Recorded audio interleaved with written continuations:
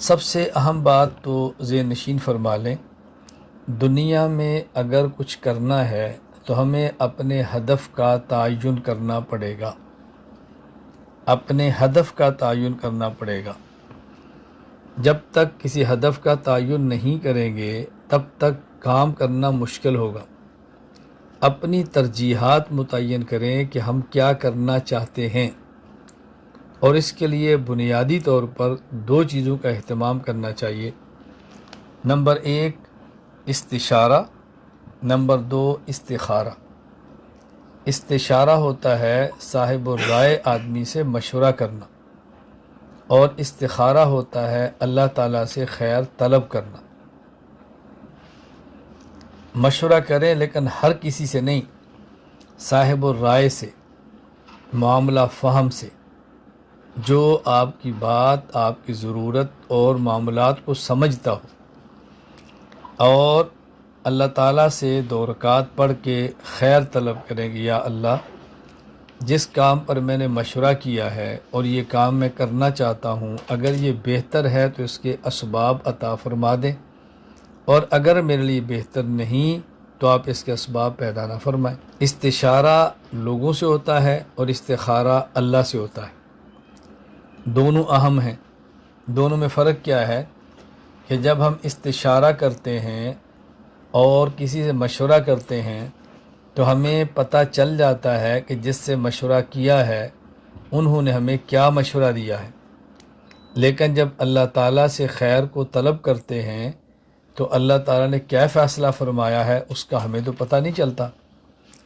اس لیے استشارہ اہم ہے بہت زیادہ، حتیٰ کہ اللہ نے اپنے پیغمبر صلی اللہ علیہ وسلم کو حکم دیا جن پر وحی آتی ہے، جو معصوم ہیں، بشاورہم، کہ ان صحابہ کرام سے آپ مشورہ فرمایا کریں۔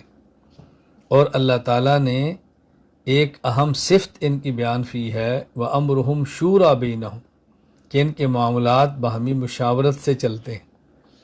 مشورہ بہت اہم ہے، مشورہ کریں اور پھر اللہ سے خیر طلب کریں، اس کا نام استخارہ ہے۔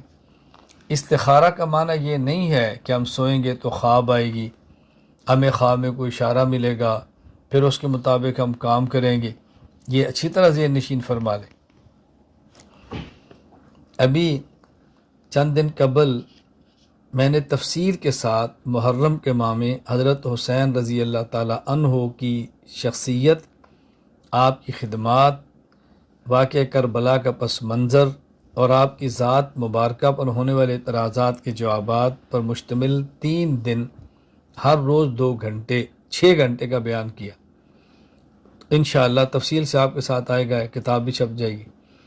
تو اس میں ایک بات تھی کہ حضرت حسین رضی اللہ تعالیٰ عنہ نے استخارہ کیا۔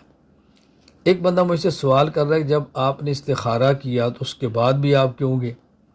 میں نے کہا استخارہ کا معنی سمجھے تو پھر کبھی آپ کو اشکال ہی پیدا نہ ہو۔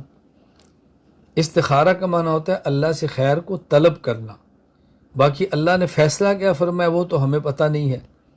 ہم مشورہ کریں اور دیانتداری کے ساتھ جس کو بہتر سمجھتے ہیں وہ کریں، اور اللہ سے خیر طلب کر لیں۔ خیر استشارہ اور استخارہ کر کے ہدف کا تعین کریں، پھر اس ہدف تک پہنچنے کے لیے کسی شخص کا انتخاب کریں، اور جس کا آپ نے انتخاب کیا ہے اس میں بنیادی طور پر 2 صفتوں کا ہونا ضروری ہے۔ نمبر 1 وہ معاملات کو سمجھتا ہو، صاحب الرائے ہو۔ نمبر 2 وہ آپ کے ساتھ مخلص ہو۔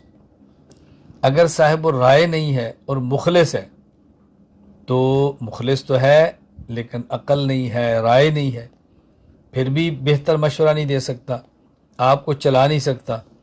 اور اگر صاحب الرائے ہے لیکن مخلص نہیں ہے آپ کے ساتھ، وہ بھی نہیں چلا سکتا۔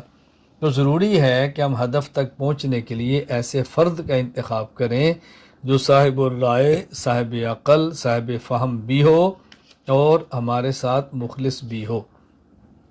جب ہدف متعین فرما لیں، ہدف تک پہنچنے کے لیے بندہ متعین فرما لیں، تو اس کے بعد پھر مردہ بدست زندہ ہو جائیں۔